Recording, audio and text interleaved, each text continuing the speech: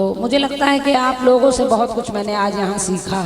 जब आप लोग श्रद्धांजलि गीत गा रहे थे तो मुझे अपने वो सारे दिन जो मैंने दादा के साथ बिताए हैं, ऐसा लगा कोई फिल्म चल रही है, कोई ऐसा वो समय सब कुछ जैसा हम लोग हाथ पकड़ कर दादा को अपने घर तक लेकर आते थे, उन गलियों से जाते थे, कैसे बैठते थे, दादा क्या पढ़ाते थे, कहाँ क्या बोलना होता था। एक दादा और एक मेरे पिताजी ने कभी मेरी प्रशंसा नहीं की, मेरे मुंह पर दुनिया ने प्रशंसा की। टूर्नामेंट जैसे कार्यक्रम तक मैंने जीते, लेकिन दादा ने कभी बड़ाई नहीं की। उसका कारण दादा कहते थे अपने बच्चों की बड़ाई उनके मुंह पर करिए तो फिर वो फूलने लगते हैं, वो ज्यादा अपने आप को काबिल समझने लगते हैं। यही मेरे पिताजी कहा करते थे। टूर्नामेंट में जीत कर भी आई, कार्यक्रम भी हो गया, सब हो गया, लेकिन जब दादा और पापा हम सब लोग बैठे तो वो दोनों लोग मेरी 75 कमियां बताते रहे। तुमने ये क्यों बोला, तुमने ये क्यों कहा, तुमको ये नहीं बोलना चाहिए था। तो मुझे ये आभास हुआ कि व्यक्ति कितना भी बड़ा हो जाए, लेकिन जो बड़ा होता है वो बड़ा ही होता है, उसके आगे आप कभी बड़े नहीं हो सकते। तो दादा ने वो, और ये मेरा बहुत बड़ा सौभाग्य है कि जितना समय मेरा दादा के साथ बीता है उतना किसी शिष्य या शिष्या का नहीं बीता। जितना समय मैंने दादा के घर में या दादा ने मेरे लिए दिया है किसी को नहीं मिला। ये मेरा दुर्भाग्य रहा। बाजा सीखने का मैंने प्रयास भी किया और अपने भर का थोड़ा बहुत बजा जा भी लेते हैं, ऐसा नहीं, दादा ने हाथ रखना तो बताया ही है। उनकी इच्छा थी कि मैं बाजा बजा कर गाऊं, लेकिन पढ़ाई, घर की झंझटें, तमाम दुनिया भर की बातों के चक्कर में मैं बाजा नहीं सीख पाई। थोड़ा बहुत लिख भी देते हैं तो नहीं, जरा बहुत सही हो जाता है कभी मन। लेकिन गीत पांडे जी ने, मैंने दादा से कहा कोई गीत मेरे लिए भी 4 पंक्तियों का लिख दीजिए, क्या गाऊं। जब तक मैं वो धुन लिखवाती भैया ने वो धुन गा दी, और ये दादा की पसंदीदा धुन है तो मैं उसी को पूरा किए दे रही हूँ।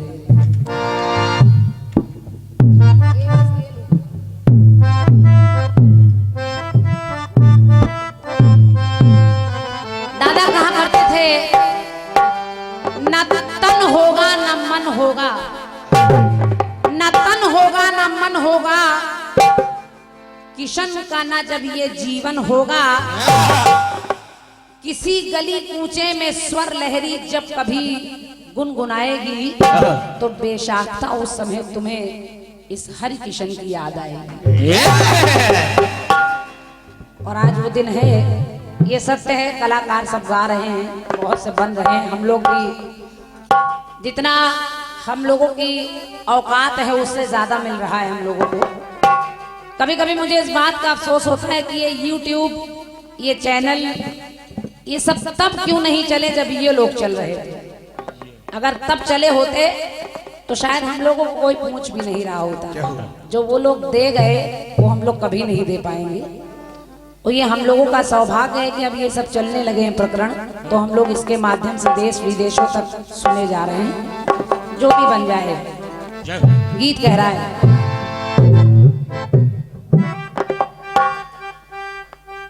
कि मेरे दिल ने तुझको चाहा,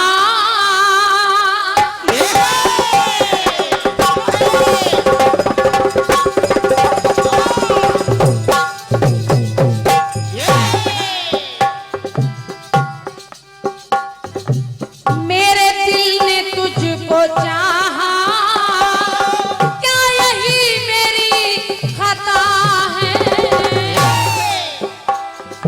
मेरे दिल ने तुझको चाहा, क्या यही मेरी खता है, माना माना माना खता है, लेकिन ऐसी तो ना सजा दे, तो वो दिल कहाँ से लाए, याद जो भुला दे।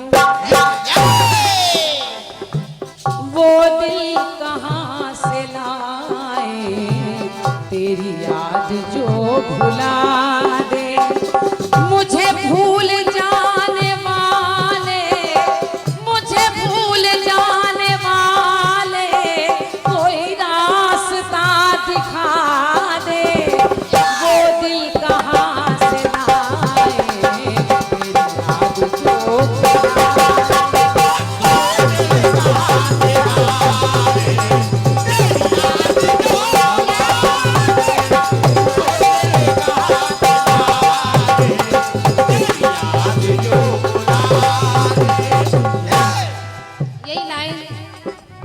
बिल्कुल मैं दादा के लिए भी पढ़ रही हूँ। दादा, दुनिया भर से आप कहा करते थे कि वो दिल कहाँ से लाए। जय जय। सबकी श्रद्धांजलि के गीत आपने गाए। दादा, हमारे दादा गुरुतुल्य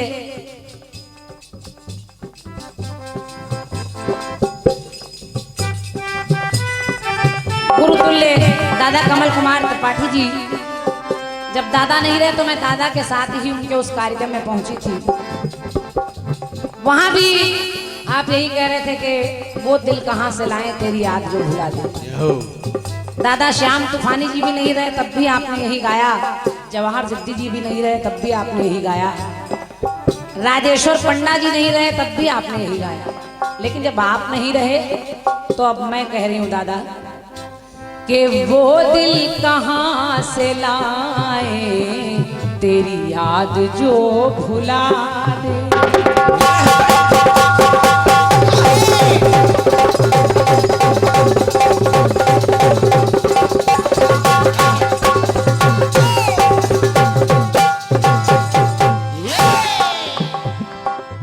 वो दिल कहाँ से लाए तेरी याद जो भुला दे।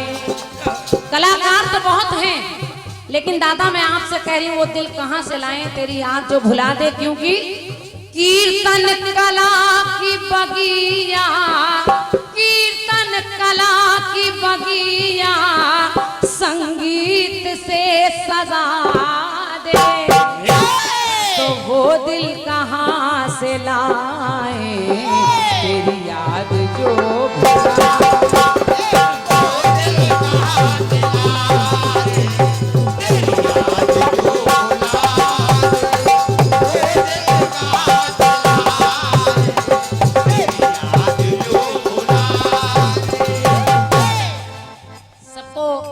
सामूहिक रूप से धन्यवाद दे रही हूँ। आप सबको आभार व्यक्त कर रही हूँ कि आपने इस कार्यक्रम के लिए जितने भी लोग हैं इतना समय निकाला। मैं तो प्रसन्न हो ही रही हूँ। इस कार्यक्रम में आप लोग आए, लेकिन मुझसे ज्यादा कहीं ज्यादा दादा प्रसन्न हो रहे होंगे। और ये भी सत्य है, जिसको जिसको दादा ने चाहा है वही वहाँ यहाँ पर आ पाया है, चाहे भले ही देर हो। कीर्तन कला की बगिया, कीर्तन कला की बगिया संगीत से सजा दे। तो वो दिल कहाँ से लाए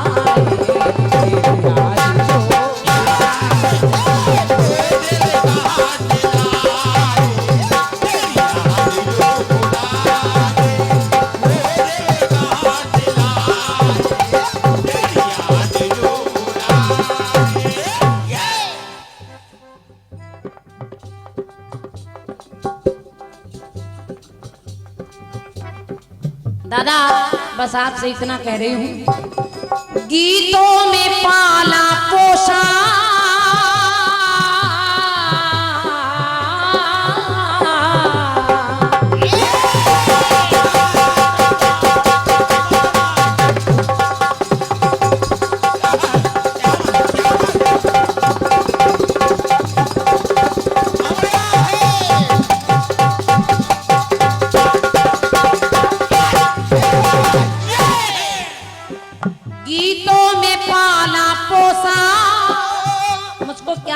कीर्तन क्या होता है।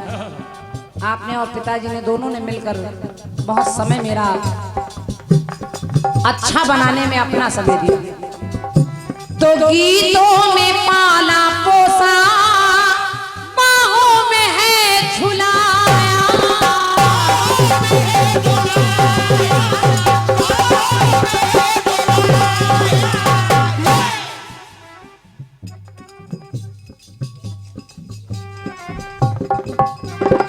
सबके तो नहीं, ये पुरस्कार जरूर बोलूंगी।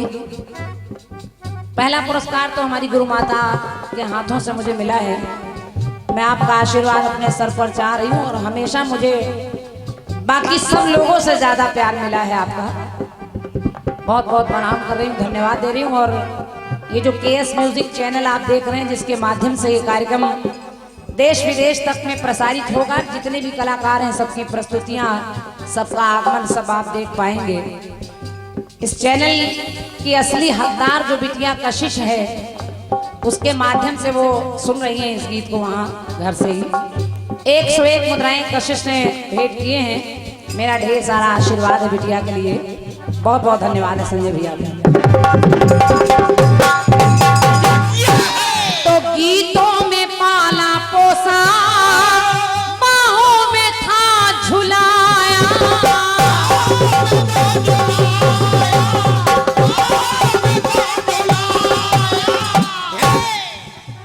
गीतों में पाला पोसा और मेरा बचपना आपकी बाहों में गुजरा है।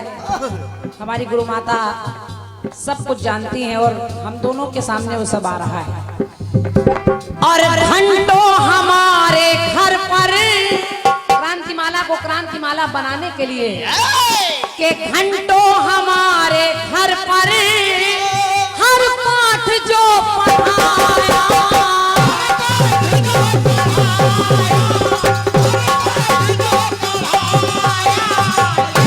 के घंटों हमारे घर पर हर पाठ जो पढ़ाया, तो है कोई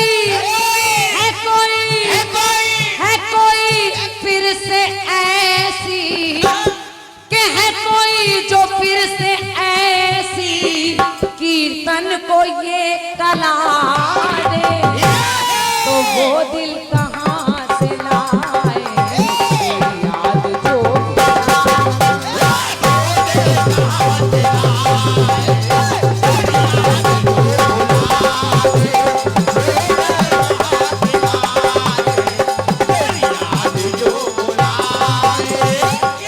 एक पंक्ति और जोड़ रही हूँ और कह रही हूँ दादा, भावों की सुर सरी में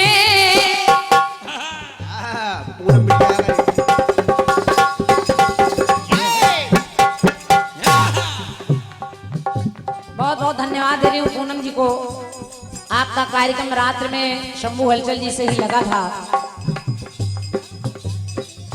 लेकिन इस बात की बहुत बड़ी प्रसन्नता है और इससे अपनत्व को भी झलकता है कि कौन अपना है, ऐसे समय में नजर आता है। अपना कार्यक्रम समाप्त करने के बाद सीधे आप दोनों यहीं चले आए, तो मैं हृदय से आभार व्यक्त कर रही हूँ। हमारे चचा बैठे हैं, मैं चचा को प्रणाम कर रही हूँ। 101 मुद्राएं लखनऊ से पधारे हमारे भैया सुधाकर त्रिपाठी जी, आपके कर कमलों से हैं, धन्यवाद है। और भैया हमारे भैरव प्रसाद भैया जी, आलमपुर स्टेट बैसवारा लालगंज, आपने 101 मुद्राएं बउआ भैया को भी और मुझे भी भेंट की हैं, धन्यवाद है। और 251 मुद्राएं हमारे अतुल भैया जी और हमारे लखा भैया की तरफ से हैं, दोनों को धन्यवाद है। तो भावों की सुर सरी में बहते रहे हमेशा,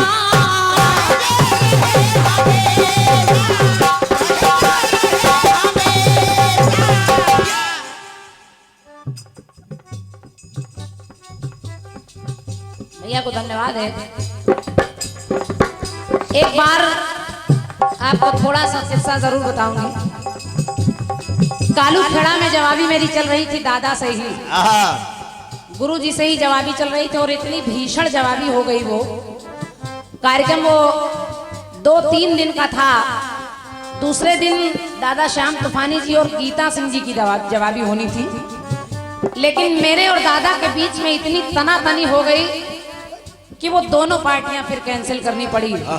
दूसरे दिन की भी जवाबी हम दोनों को ही करनी पड़ी। तो ऐसे ऐसे हम लोगों ने जवाबियों में भी गुरु शिष्य का नाता तो रहा, लेकिन जवाबी में कोई कोर कसर नहीं रही। ये दादा ही सिखा कर गए कि जवाबी में कसर नहीं छोड़नी चाहिए। लेकिन दादा से एक बार मैंने पूछा,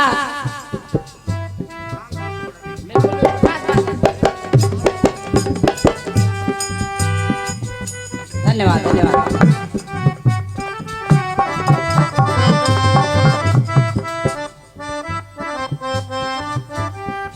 चलिए पंक्ति पढ़ रही हूँ, बातें बहुत सारी हैं, क्या क्या शेयर करूं। कह रही हूँ दादा के भावों की सुरसरी में बहते रहे हमेशा, है सत्य सत्य निश्चित, है सत्य सत्य निश्चित, ये कहते रहे हमेशा।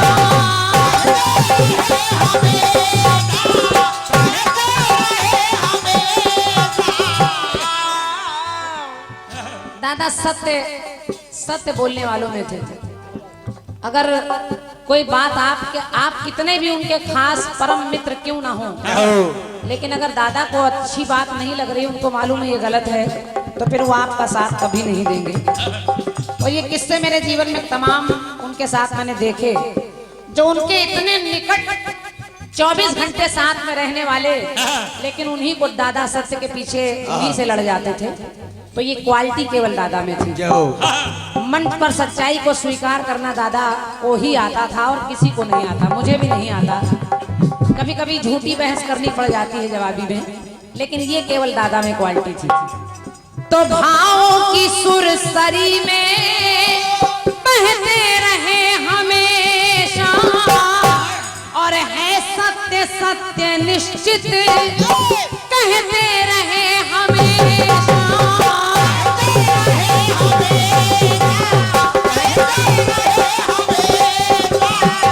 लेकिन दादा से कह रही हूँ दादा कि है कोई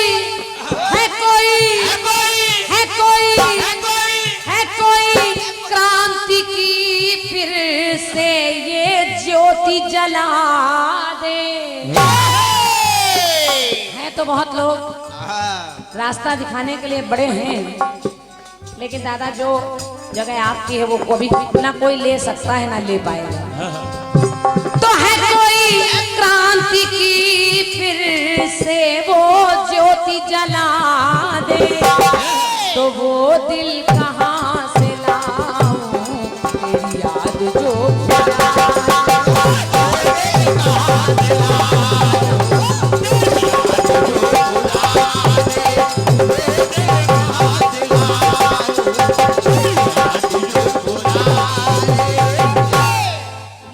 अंतिम पंक्ति पढ़ रही हूँ, क्योंकि और भी एक दो कलाकार है हमारे चचा ही।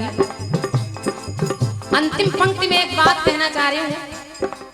आज के इस कार्यक्रम में बहुत बड़ा सौभाग्य है कि हम लोगों ने सबने सर्व सहमति से और गुरु माता की आज्ञा से अपने परिवार का एक ऐसा कांधा ढूंढ पाया जो आगामी परिवार को आगे बढ़ाएं। हमारे चचा आदरणीय श्री लालचंद दीक्षित जी, इनके कंधों पर भार तो रखा है, लेकिन एक मेरी पंक्ति चचा भी मेरे सुनेंगे और मैं कह रही हूँ, सुनिएगा। कीर्तन की हर विधा के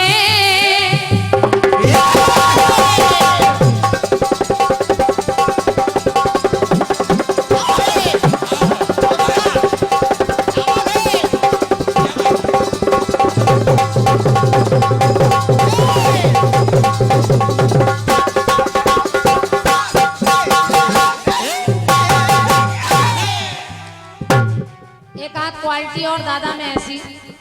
देखिए कीर्तन बहुत बढ़िया गाते बजाते सब करते थे, लेकिन दया भाव मैंने दादा के अंदर जितना देखा बहुत कम लोगों में देखने को मिलता है। दादा का एक घर ऐसा, जब हम लोग उतने छोटे से कमरे में जाकर बनाते खाते, तो एक बार टीवी के पीछे से काफी खरखर की आवाज आ रही है। मैंने कहा दादा ये क्या है? कहले कि यहाँ हमारे चूहे पले हैं, उनको भी नित्य प्रतिदिन आज भी गुरु माता भोजन रखती हैं, और इतना ही नहीं, चिड़ियों कबूतर के लिए खाना पानी पहले रखा जाता है।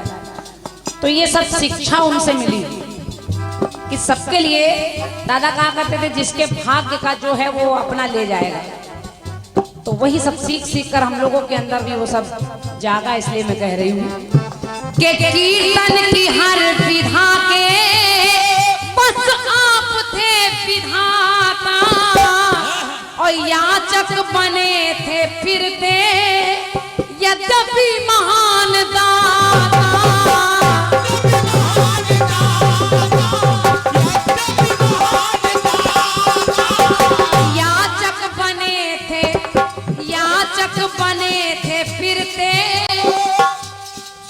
यद्यपि महान दाता।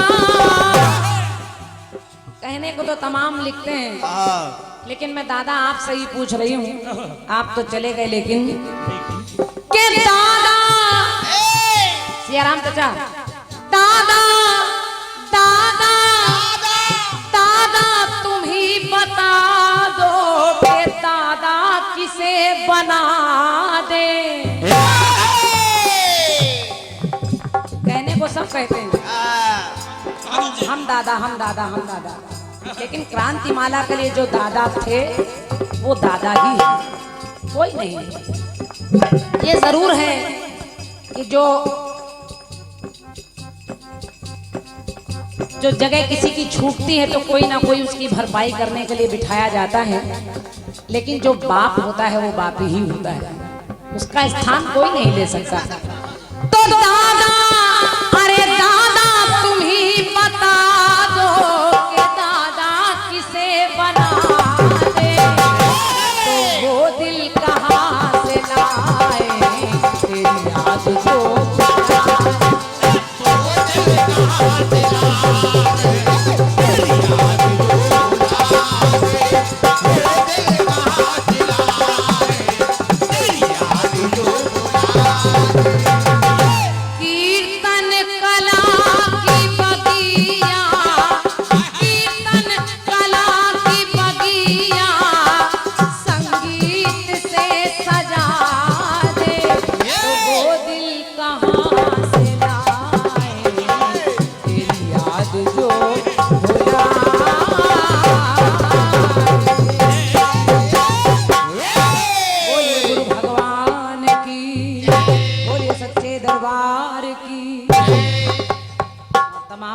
सारा पुरस्कार सब लोगों ने दिया है।